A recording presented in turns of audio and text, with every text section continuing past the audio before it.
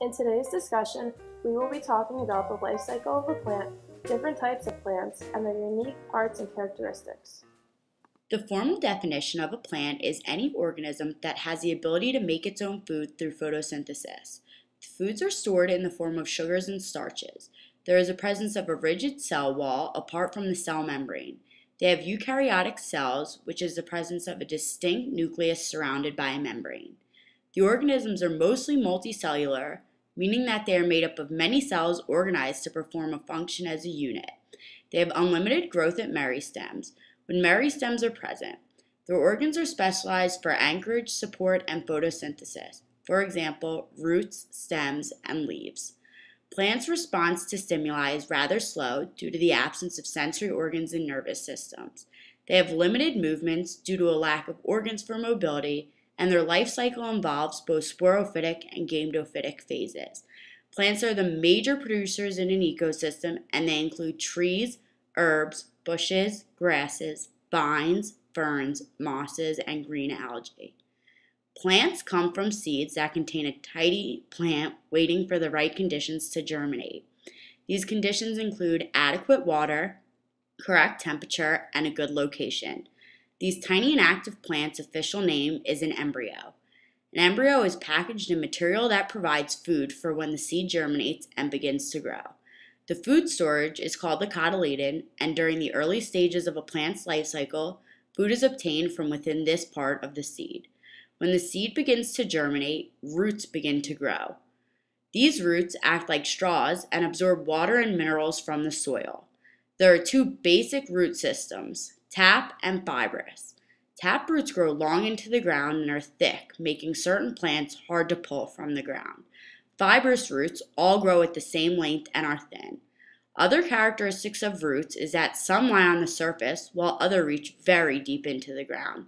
Both types serve the same purpose, however, and that is to anchor the plant into the soil. Once roots are established, progression into the next stage of the plant's life cycle occurs. In this stage, the stem appears, and its purpose is to support the plant. The lower plant of the stem forms a loop that pushes up through the soil and straightens, freeing the cotyledon from the soil. This newly emerged part of the plant appears in many different forms. For example, stems can be herbaceous, meaning they are bendable like a flower stem. The other type is woody, and this type is hard and cannot be bent easily, like a tree trunk. Along with supporting the plant, a stem acts like the plant's plumbing system, transporting substances between the roots and leaves, as well as producing and storing food. The next step in this cycle is for plants' leaves to form.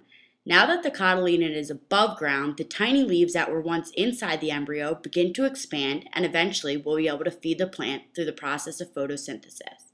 The food supply from the cotyledon will eventually run out and they will fall off of the plant because they are no longer needed.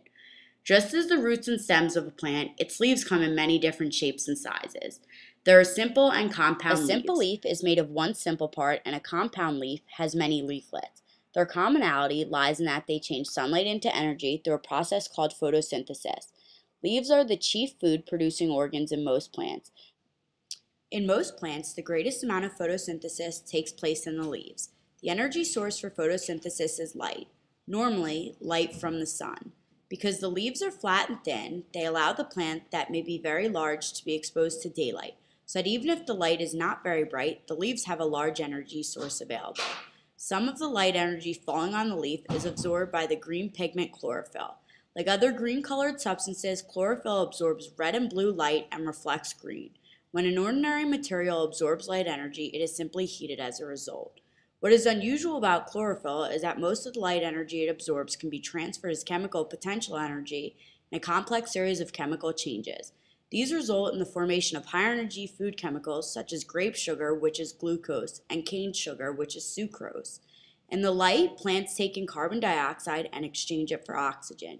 The input is carbon dioxide, which is CO2, water, which is H2O, minerals and light, and the output is carbohydrates, which is food, that we need for our nourishment, and oxygen.